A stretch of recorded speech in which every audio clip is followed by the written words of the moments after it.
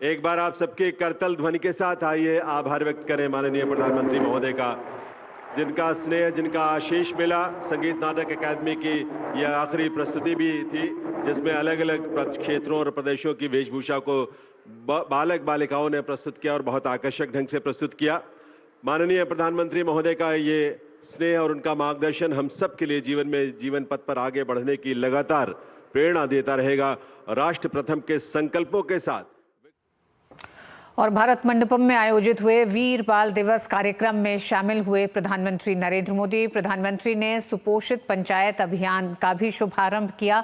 इस मंच से प्रधानमंत्री ने पोषण संबंधी सेवाओं के कार्यान्वयन को सुदृढ़ करना अभियान का मकसद बताया।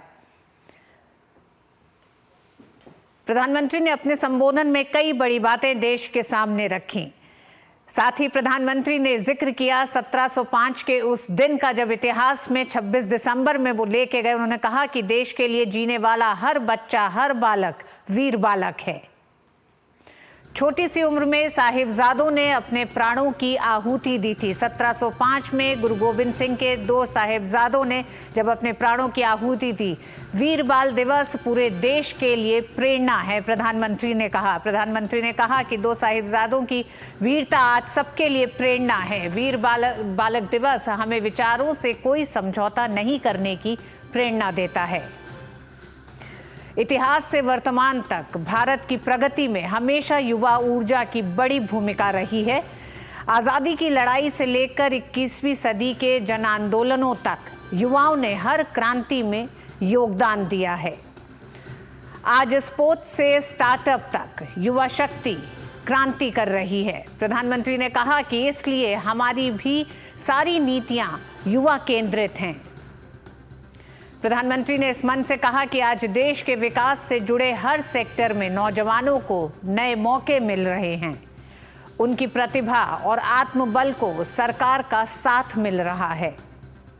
प्रधानमंत्री ने कहा कि आज देश की एक और प्राथमिकता है फिट रहना। इस पर प्रधानमंत्री ने युवाओं को कई एक तरह से बातें सुझाई। उन्होंने कहा कि देश का युवा स्वस्थ रहेगा तभी देश सक्षम रहेगा। एक स्वस्थ युवा पीढ़ी ही स्वस्थ भारत का निर्माण करेगी। इसी सोच के साथ आज सुपोषित पंचायत अभियान का शुभारंभ किया गया है।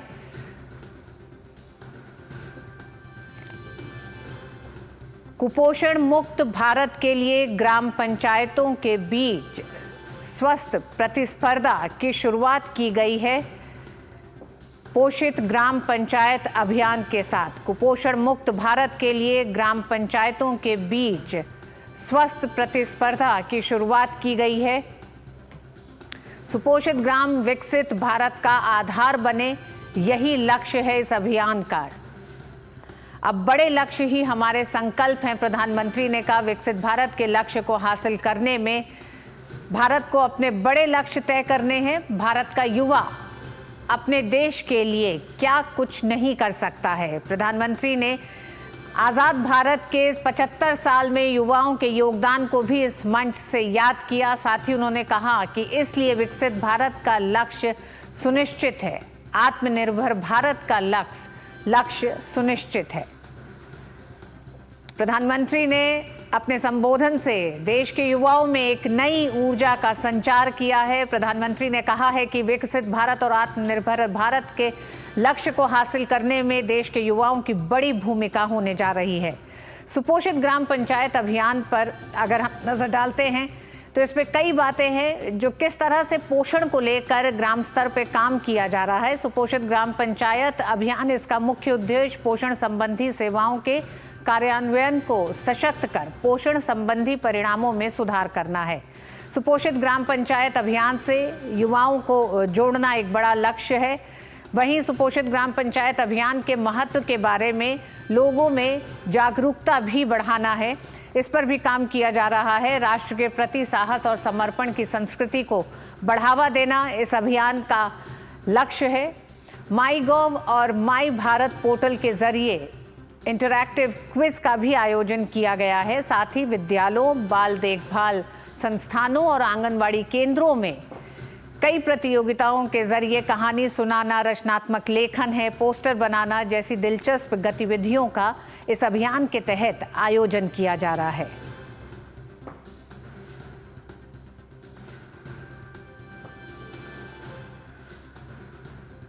तो पोषित ग्राम पंचायत अभियान की शुरुआत प्रधानमंत्री ने वीर बाल दिवस के दिन अब से थोड़ी ही देर पहले भारत मंडपम से की है। इससे पहले राष्ट्रपति द्रौपदी मुर्मू ने आज राष्ट्रपति भवन में प्रधानमंत्री राष्ट्रीय बाल पुरस्कार प्रदान किए। ये पुरस्कार असाधारण उपलब्धियों की 7 श्रेणियों कला और संस्कृति, बहादुरी, नवाचार, विज्ञान और प्रौद्योगिकी, सामाजिक सेवा, खेल और पर्यावरण में बच्चों की उपलब्धियों के लिए दिए गए। इस बार 14 राज्य और केंद्र शासित प्रदेश के 17 बच्चों को सम्मानित किया गया है। इनमें 7 लड़के और 10 लड़कियां शामिल हैं। प्रत्येक विजेता को पदक, प्रमाण पत्र और प्रशस्ति भी दी गई। इस दौरान राष्ट्रपति ने बच्चों की उपलब्धियों को सराहा और कहा कि आप जैसे बच्चे ही भारत को उन्नति के मार्ग पर लेकर जाएंगे।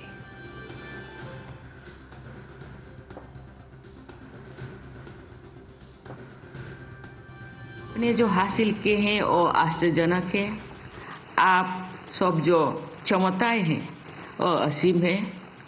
आप सब में जो गुण हैं वो अतुलनीय है। अपने देश के बच्चों के लिए आदर्श प्रस्तुत किए हैं। आप जैसे बच्चों की उपलब्धियां ही भारत को उन्नति के शिखर पर ले जाएगी, ये मेरा विश्वास है। वर्ष 2047 में जब हम स्वाधीनता की शताब्दी मनाएंगे तो आज के पुरस्कार विजेता लगभग 25 से 40 वर्ष आयु के प्रबुद्ध नागरिक रहेंगे। ऐसे प्रभावशाली बालक और बालिकाएं विकसित भारत के निर्माता बनेंगे। प्रधानमंत्री राष्ट्रीय बाल पुरस्कार विजेता बच्चों से डीडी न्यूज ने खास बात की। इन बच्चों से जाना कि उन्हें कैसा लगा ये पुरस्कार प्राप्त करके।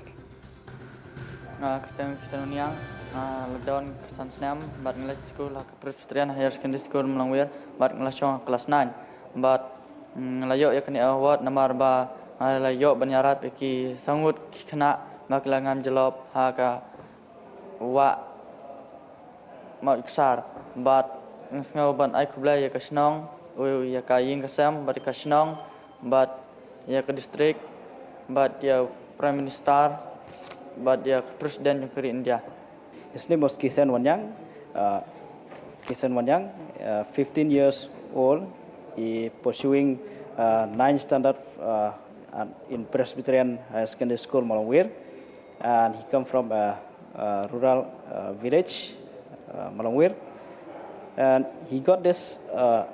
He will receiving this award because he saved the life of 4 children who have drowned in the river Moiksar. And he want to thank to the family members of those drowned children.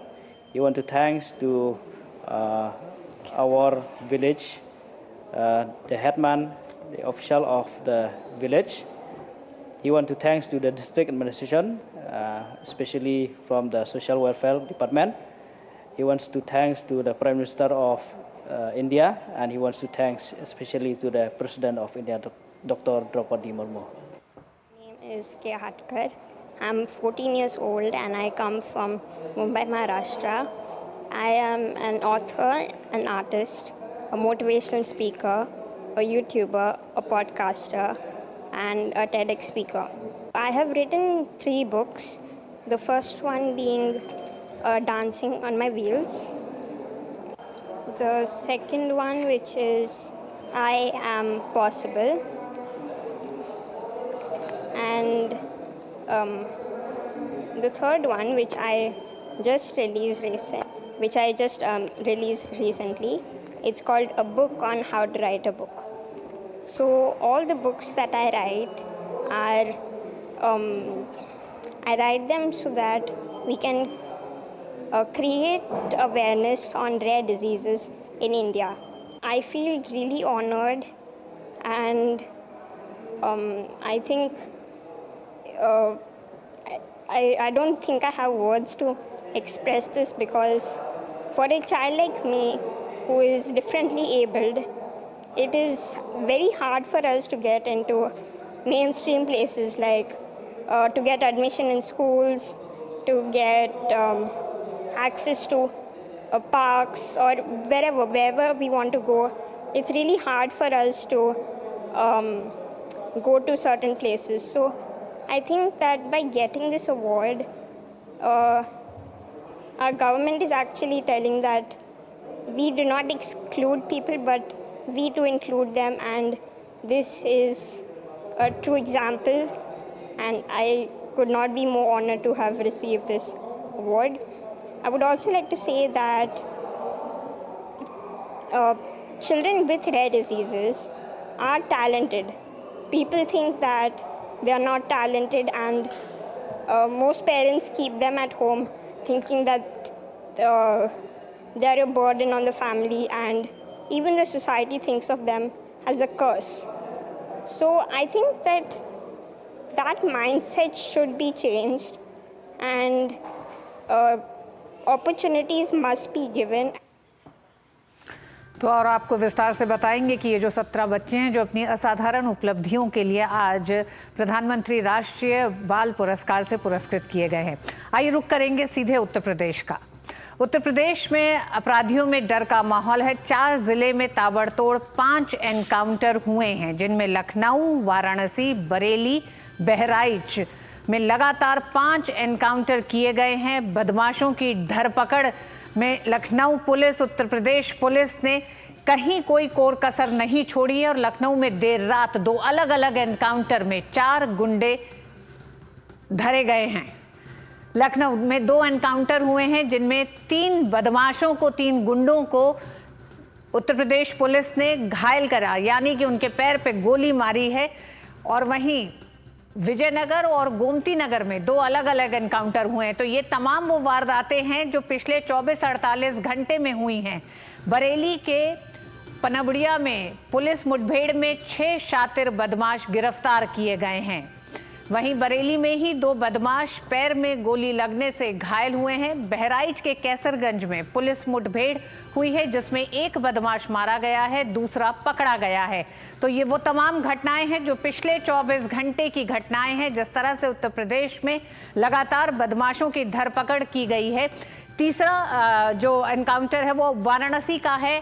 8 साल की बच्ची की हत्या के आरोपी को encounter में लगी गोली।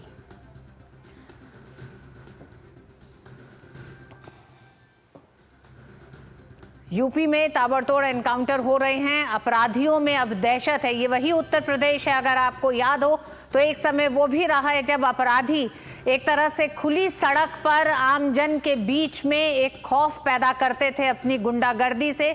और अगर हम थोड़ा पीछे जाएं तो 2012 से पहले का एक वाकया जो आज भी कोई नहीं भूलता है, उत्तर प्रदेश के प्रयागराज का ही था, जहां अतीक अहमद ने जिस तरह से बहुजन समाजवादी पार्टी के विधायक को खुलेआम गोली मारी थी।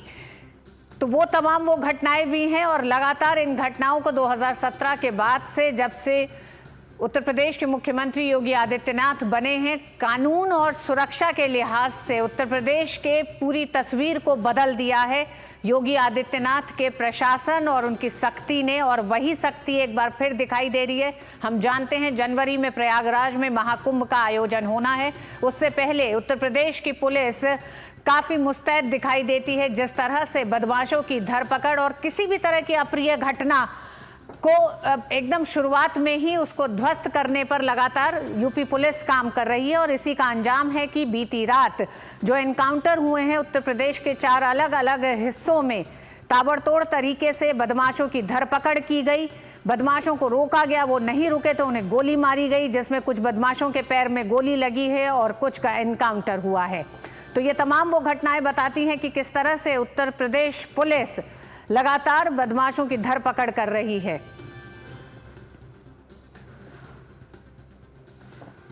मुख्यमंत्री योगी आदित्यनाथ ने कई बार इस बात की चेतावनी बदमाशों को दी है कि अगर कोई अपराधी है तो उसे बख्शा नहीं जाएगा।